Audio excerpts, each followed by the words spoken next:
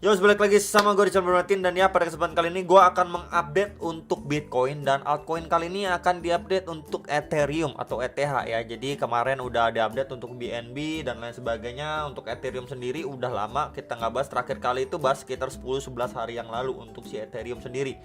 So ya, jadi sedikit reminder untuk besok ada beberapa news event yang mungkin aja bisa mempengaruhi market jadi lebih volatile ya, tergantung dengan beberapa rilis data seperti Core Durable Good Order ini sekitar jam setengah 9 malam. Kemudian ada GDP ya, ini untuk kuartal 4 setengah 9 malam juga, sama Initial Jobless Claim juga ini setengah 9 malam ya. Sama terakhir itu ada New Home Sale itu jam 10 malam ya, jadi bisa di prepare untuk besok. Market bisa sangat volatile menunggu rilis data beberapa news event. Tadi ada 4 ya news event yang penting. So ya, kita akan bahas dulu untuk si Bitcoinnya dulu ini secara daily time frame. Jadi overall secara daily time frame-nya dia untuk dikasih lanjut push lagi aja udah bisa dibilang cukup struggling gitu ya. Dan overall movementnya dia cuma tersideways aja nih ya, benar-benar kita bisa lihat secara daily time frame tersideways di range 22.300 sampai kemarin itu tertinggi di 23.300 ya. Jadi 22.300 sampai 23.300 dolar. Jadi range-nya itu $1.000 untuk dia range sideways aja. Tapi ya secara overall saya pribadi pengennya dia mengambil pullback dulu gitu ya, sebelum dia melanjutkan penguatan atau kenaikannya. Jadi ya secara momentum ataupun pergerakan kurang lebihnya seperti ini. Nah, untuk dia at least lanjut naik lagi gitu ya.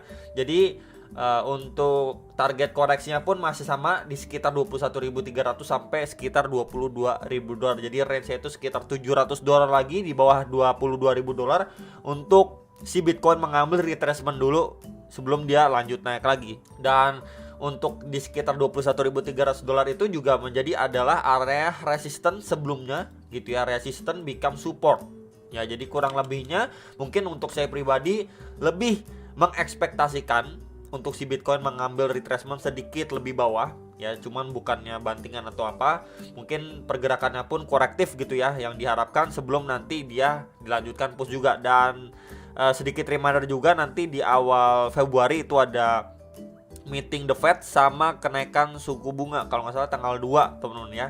Jadi balik lagi ini ada beberapa news event beberapa hari ke depan dan nanti juga di awal Februari.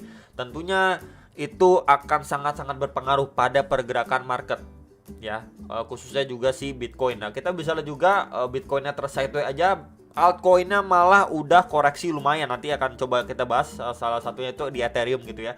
Jadi kalau misalkan Bitcoinnya masih kembali terkoreksi bahkan di bawah 22.000 ya, altcoinnya bahkan akan lebih tertekan lagi ya. Jadi itu sedikit reminder buat teman-teman sekalian, bisa menjadi pertimbangan ya. Maksudnya jadi pertimbangan lain mungkin yang baru akan memutuskan beli, kemudian nunggu di retracement kisaran area range berapa gitu ya, dan lain sebagainya sudah saya sampaikan ke teman-teman sekalian gitu ya. Jadi ya balik lagi ada beberapa news event yang benar-benar bisa mempengaruhi market. Bisa aja dari area sini dia cuma tersideways atau malah ditendang naik. Lebih bagus lagi bagaimana? Kalau saya pribadi lebih bagus lagi mengharapkan untuk dia at least lanjut koreksi dulu, ambil retracement dulu sebelum dia dikasih lanjut naik lagi ya, bahkan ngetes 24-25 ribu dolar ya. Jadi palingan itu aja, karena memang kita bisa lihat aja di sini beberapa kali di testing dan belum mampu di break, and then akhirnya mendapatkan rejection lagi. Dan kita bisa lihat lebih detail lagi di time frame 1 jam untuk si Bitcoin. Jadi ini adalah gambaran yang kemarin sudah saya sampaikan, dan ya terbentuk seperti range sideways. Dan di sini saya tambahkan juga trendline support garis warna putih ini. Kita bisa lihat ya, sebelumnya beberapa kali di testing and then akhirnya terbreakdown sempat naik untuk retest aja, kita bisa bilang seperti retrace, kemudian dia lanjutin penurunan. Nah, penurunan yang terakhir terjadi pun dia ngetes sampai bagian bawah dari area zona sideways-nya dia, ini di sekitar 22.200-an sampai 22.450 dolar dan mendapatkan reaksi di situ. Nah, sekarang yang perlu kita pantau adalah dia belum mampu break dan masih di bawah EMA 34 dan 55 secara time frame 1 jam si Bitcoin. So ya, overall kalau misalkan kita lihat seperti ini, pakai pet aja ya, pakai pet, kita bisa lihat di sini dia terbreakdown and then naik untuk retest, kemudian lanjut penurunan and then mantul lagi mendapatkan reaction. Kalau misalkan dia nggak mampu reclaim dari EMA 34 dan 55, ya kemungkinan besar dia bisa aja terbreakdown dari arena support ini, kemudian melanjutkan penurunan lebih dalam lagi atau lebih deep lagi, bahkan ngejar next target yang sebelumnya menjadi area resistance and then support. Ini di sekitar 21.250 sampai 21.500-an dolar. Ya, jadi balik lagi bisa dipantau secara overall movement dari secara time frame kecilnya, masih kemungkinan besar untuk dia bisa aja melanjutkan penurunannya kembali ya. Dan targetnya tadi sudah saya sampaikan, kemudian dengan key levelnya di area berapa yang perlu dipantau. Kalau misalkan dia nggak mampu reclaim pun ya dia bisa melanjutkan penurunannya kembali.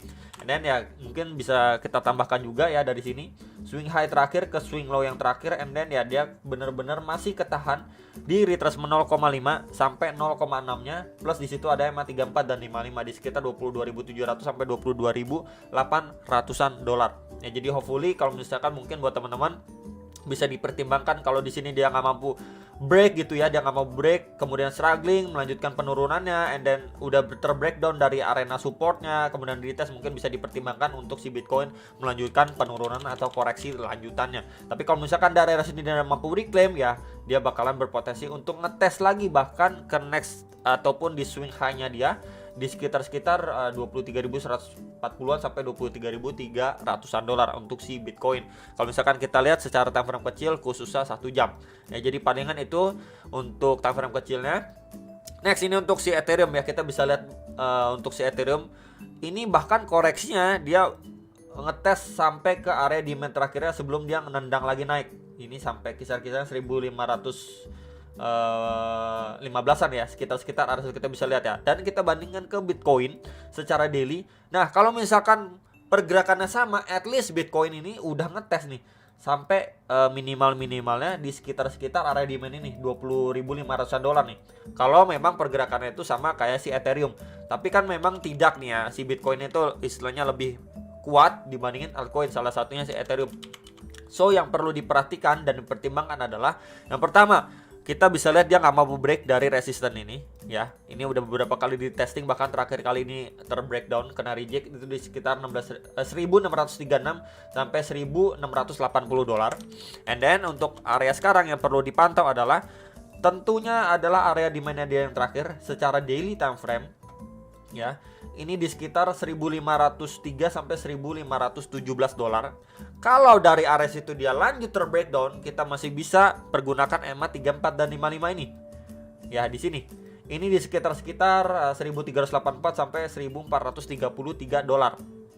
Kemudian kita bantuan atau gunakan bantuan kaki Fibo juga dari swing low ke swing high-nya yang terakhir, maka ya kita mendapati beberapa golden ratio dan pas banget nih ya. Secara zona tadi sudah saya sampaikan, di sini retracement 0,5-nya itu di sekitar 1414. Jadi di range area tadi sudah saya sampaikan untuk bisa dibilang target koreksi lanjutan yang cukup ideal untuk si Ethereum.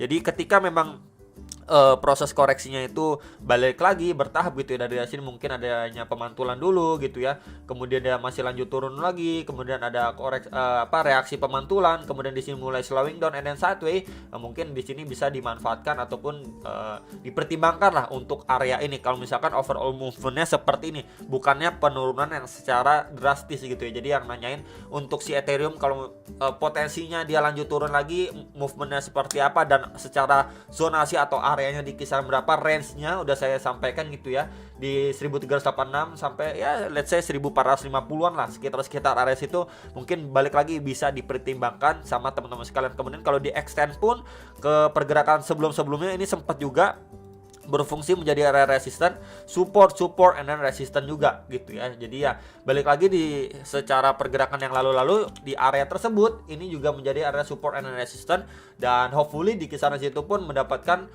pergerakan yang mulai slowing down ketika memang sudah masuki fase koreksinya untuk si Ethereum sebelum dia lanjut naik lagi ngejar di swing terakhirnya aja dulu di sekitar 1.600-an dolar ya. Jadi palingan itu aja untuk quick update si Ethereum.